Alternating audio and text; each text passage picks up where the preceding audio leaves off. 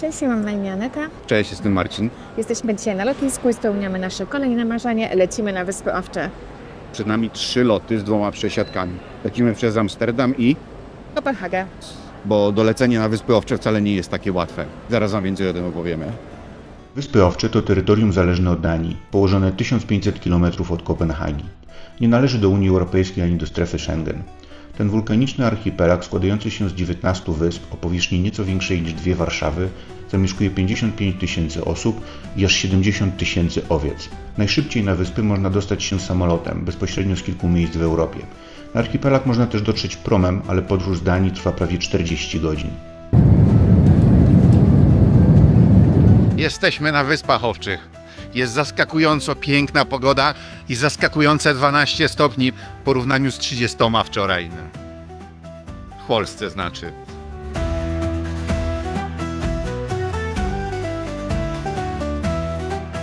Lądujemy na jedynym lotnisku na archipelagu, jedziemy do naszego noclegu położonego na drugiej co do wielkości wyspie, zamieszkanej przez 20% populacji. Wymowa nazw farerskich jest bardzo trudna i nie chcemy jej kaleczyć. Nazwy podamy Wam na ekranie w oryginalnym zapisie. Na drodze z lotniska po raz pierwszy zobaczyliśmy pasące się wszędzie owce. Domek, w którym spędzamy następne 5 dni, jest bardzo funkcjonalnie urządzony i oferuje piękny widok na zatokę i otaczające ją góry. Jak Ci się podobają Wyspy Owcze? Bardzo mi się podobają i są bardzo owcze, ponieważ to my tutaj jesteśmy gośćmi. Jak zdążyliśmy zauważyć, to owce mają wszędzie pierwszeństwo. Jak się potrąci owce, to się płaci karę. 3000 koron. Tak, trzeba zgłosić na policję, pójść do właściciela, przeprosić i zapłacić karę, ponieważ owce tutaj rządzą, jak sama nazwa mówi. I widzieliśmy do tej pory 187 owiec. Ja nie liczyłam, ale idziemy spotkać podobno barana. Mniej więcej.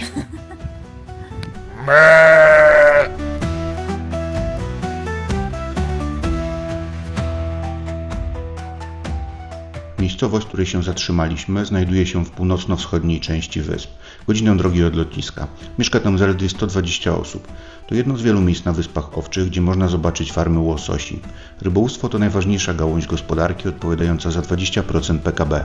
Po rozpakowaniu bagaży, korzystając z tego, że dzień jest bardzo długi, w lipcu słońce zachodzi o 22:30 i wschodzi już o 4:30, pojechaliśmy na naszą pierwszą wycieczkę. Znajduje się tu wąwóz, który pełnił rolę naturalnego portu. Nazwa miejscowości oznacza po polsku Zatokę Ognia. Według legendy zatokę zamieszkuje morska istota przypominająca człowieka, która dokuczała miejscowym rybakom. Za nami bardzo długi dzień, po 8 godzinach podróży. Wyspy Owcze przywitały nas nietypową jak dla tego miejsca pogodą. Było 14 stopni, słońce, bez wiatru i bez deszczu. Jak Ci się podoba? Jest przepięknie. Naprawdę wszystko wygląda niesamowicie, jest cisza, spokój. Właśnie teraz spacerujemy po naszej wsi, w której jest nasze Airbnb. Przed nami jest 4 dzieciaków, które jeżdżą sobie same na rowerkach. A Jest zbliża po się 20. 22. Tak. Kończymy na dzisiaj. Czas iść spać, bo jutro czeka nas dzień pełen atrakcji.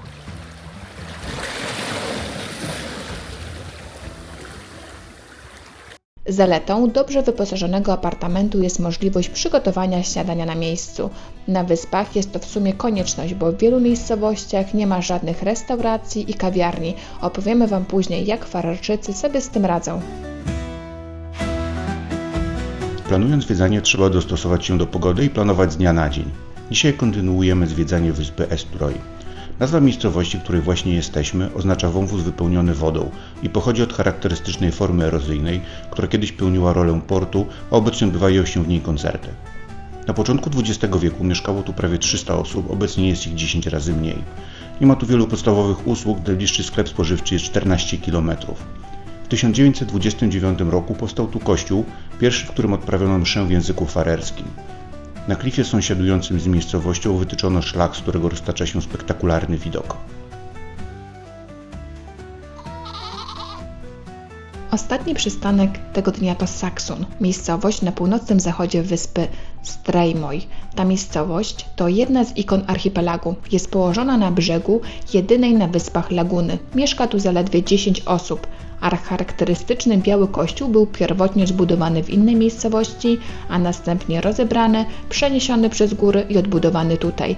Z miejscowości można udać się na spacer po lagunie, jeśli warunki pogodowe i odpływ pozwolą, albo przejść się jednym z kilku szlaków wytyczonych w otaczających ją górach i fiordach. Pamiętajcie, żeby szanować prywatność mieszkańców. A mówili nam, że na Wyspach Owczych wieje, pada deszcz, a my, tada, widać, jesteśmy w t-shirtach. Jest naprawdę przepiękna pogoda. Od wczoraj nie spada poniżej 15 stopni, a na niebie jest tak. Co albo oznacza, że będziemy mieli tak do końca wyjazdu, albo zaraz nam udowodni, że pogoda jest zmienna.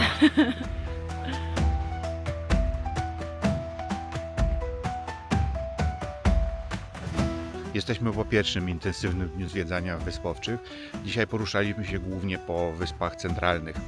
Na razie jeszcze na wyspach faktycznie można doświadczyć takiej dzikiej, pustej przyrody, ale już widać, że powoli się to zmienia, a infrastruktura nie jest przygotowana na zbyt dużo turystów. A dzisiaj nagrywamy dla Was w tych przepięknych okolicznościach. Za nami konie, tam jest nasza wieś. Jest naprawdę pięknie. Jutro czekają nas kolejne atrakcje. Ja już dzisiaj powiem. Nie. O, no Jutro.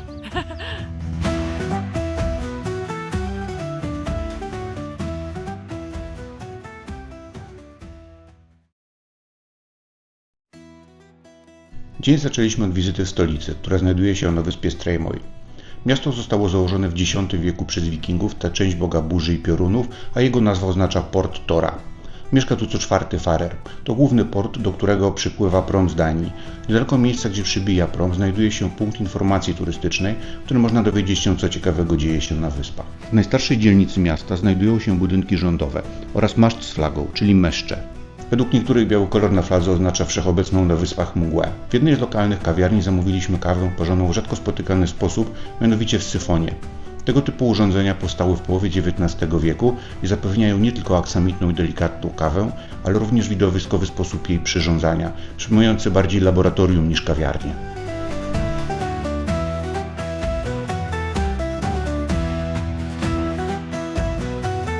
Przed nami nowy experience i może się on odbyć dzięki temu, że mamy kolejny dzień super pogodę. To jest zaskakujące. Dzisiaj będziemy zwiedzali Wyspy Owcze z trochę innej perspektywy i tym razem nie będzie to dron. Zobaczcie.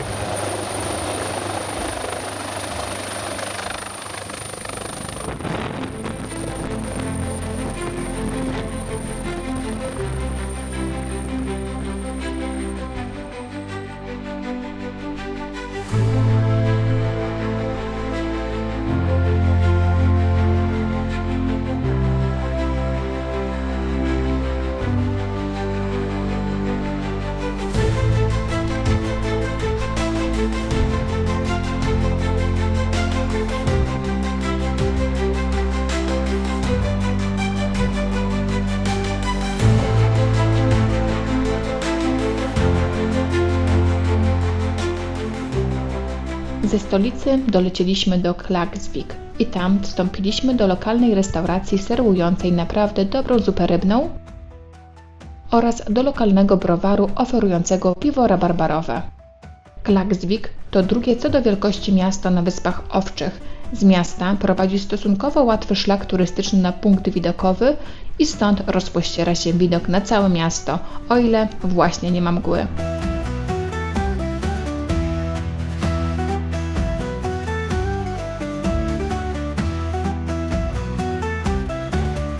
Za nami krótki hike. No krótki, jak krótki, 400 metrów do góry.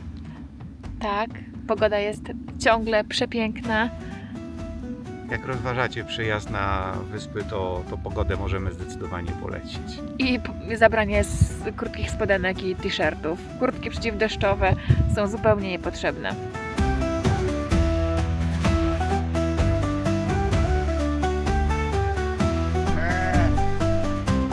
Z Klaksvik wróciliśmy autem.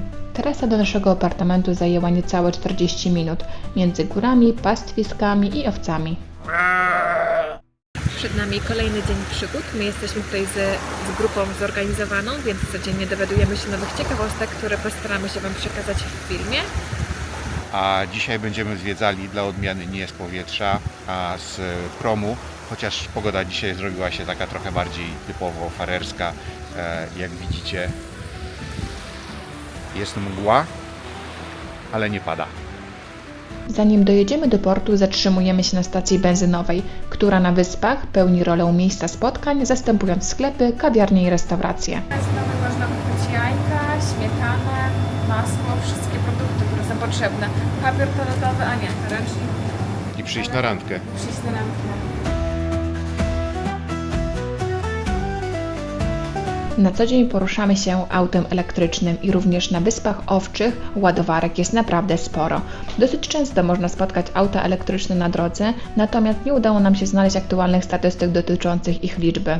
Bilety na prom mamy na godzinę 14, więc mamy jeszcze czas, żeby odwiedzić przepiękny wodospad. W 2004 roku oddano do użytku tunel, który zapewnił połączenie drogowe z resztą wyspy. Wodospad ma 30 metrów wysokości i można go podziwiać z kilku punktów widokowych po obu stronach.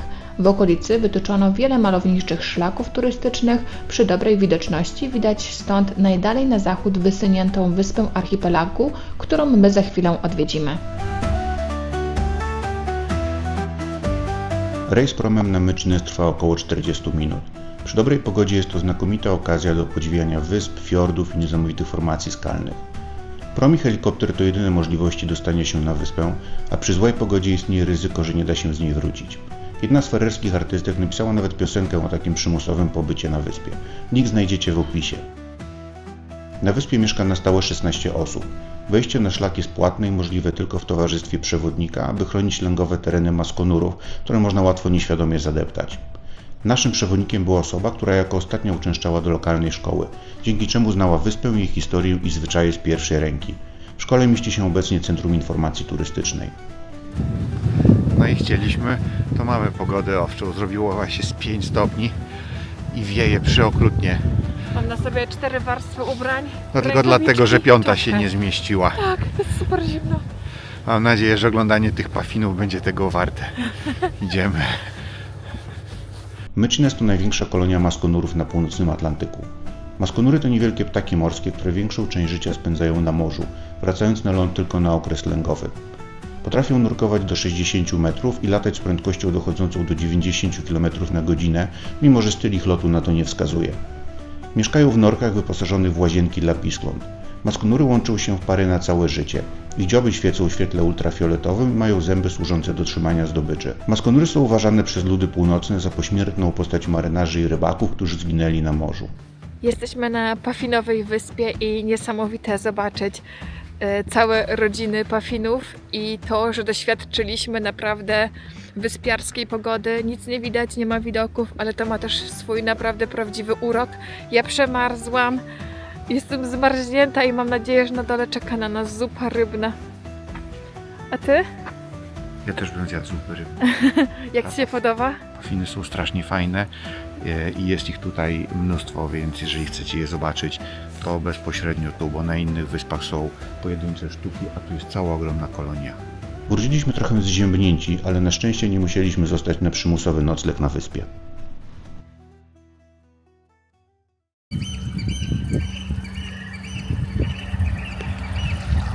Przed nami kolejny dzień wrażeń. Które widzicie za nami.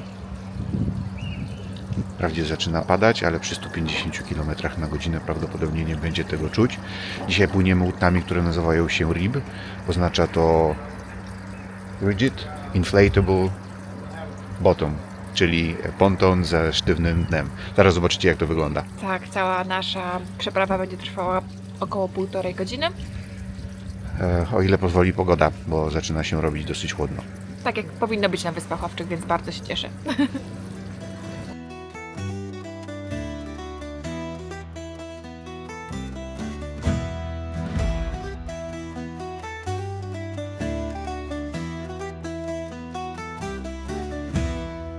Podczas rejsu pontonem odwiedziliśmy morskie jaskinie. Akustyka jaskiń w połączeniu z delikatnym szumem wody i muzyką fererskiej piosenkarki Ivor tworzy niesamowitą i wzruszającą mieszankę. To właśnie u wybrzeży Wysp Owczych znajduje się największa na świecie jaskinia morska.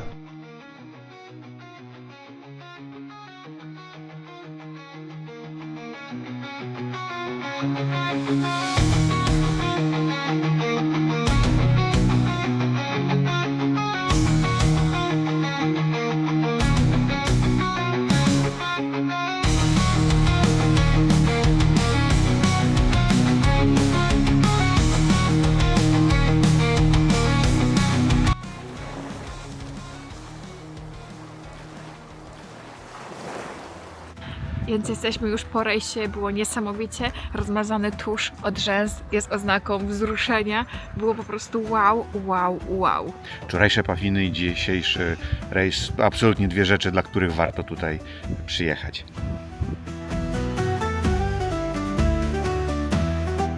Po rejsie odwiedziliśmy największy średniowieczny zabytek na wyspach, niedokończoną katedrę świętego Magnusa. Budowa rozpoczęła się na początku XIV wieku i nigdy nie została ukończona. Pod koniec XVIII wieku lawina zniszczyła część budowli. Faryjczycy mówią o tym budynku po prostu ściany. Naprzeciwko katedry znajduje się najstarszy ciągle zamieszkany budynek drewniany na wyspach, zwany Domem Królewskim. Od 16 pokoleń zamieszkuje go bardzo znana na wyspach rodzina Patursonów. Część domu jest otwarta dla zwiedzających.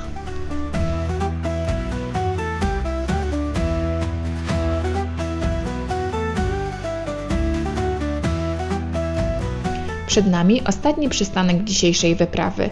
To jedna z najstarszych osad na archipelagu, pamiętająca czasy wikingów. Leży nad zatoką o tej samej nazwie, która zapewnia idealne fale do surfingu. W czarnej plaży roztacza się wspaniały widok na wyspę Estroj i dwie charakterystyczne formacje skalne, znane jako Olbrzym i Wiedźma. Według legendy są to trolle przybyłe z Islandii, wysłane, aby przeciągnąć Wyspy Owcze do Islandii.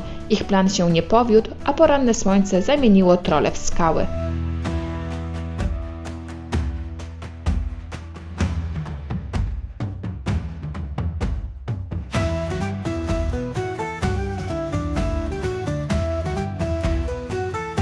Wracając do apartamentu, zatrzymaliśmy się w sklepie sieci Bonus. Przykładowe ceny produktów znajdziecie w opisie pod filmem. Ciekawostka. Jeśli chcecie kupić alkohol, musicie odwiedzić specjalny sklep, których jest tylko kilka na całym archipelagu. Mój imieninowy wieczór uczciliśmy lokalnym bittersem. Tego dnia pożegnał nas klimatyczny zachód słońca.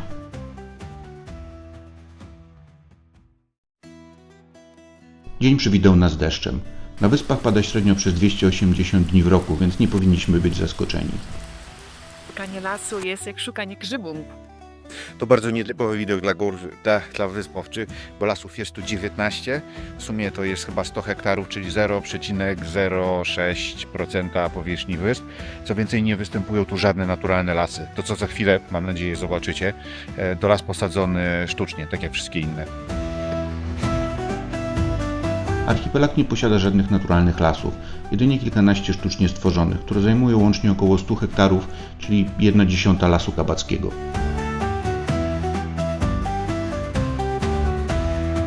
Do południa pogoda nie zachęcała do pozostawania na zewnątrz, ale jak to często bywa na Wyspach Owczych, 5 minut później i parę kilometrów dalej warunki były już znacznie lepsze. Promem dopłynęliśmy na wyspę Kalsoj, zwaną ostatnio potocznie Wyspą Bonda, ale o tym za chwilę. Aby dotrzeć do punktu docelowego, przemierzyliśmy 4 tunele. Sieć ponad 20 tuneli pozwala na wygodne poruszanie się pomiędzy wyspami, a jeden z nich, oddany niedawno, jest drugim co do długości tunelem podmorskim na świecie i ma nawet rondo. Po dojechaniu na miejsce weszliśmy na szlak prowadzący do latarni. Po deszczu nawierzchnia może stać się bardzo śliska, dlatego wskazane są kijki. To tutaj nagrywana była słynna scena z filmu Nie czas umierać, w której ginie agent 007. Znajduje się tu nawet tablica upamiętniająca to wydarzenie. Przy dobrej pogodzie jest to jedno z najbardziej spektakularnych miejsc na Wyspach Owczych. Idealne podsumowanie naszej podróży.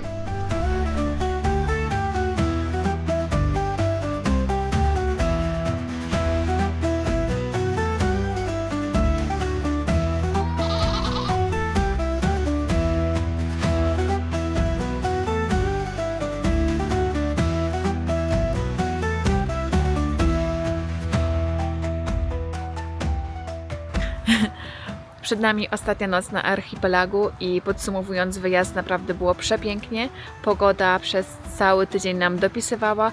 Zrealizowaliśmy cały plan i jak dla mnie Wyspy Owcze to faktycznie owce, które są wszędzie, tunele, promy i helikoptery, aby przedostać się na kolejną wyspę. Naprawdę przepiękne miejsce, jeszcze nie odkryte przez turystów i dzięki temu możemy się tutaj troszkę czuć jak na końcu świata i na bezludnej wyspie. Naprawdę jest pięknie.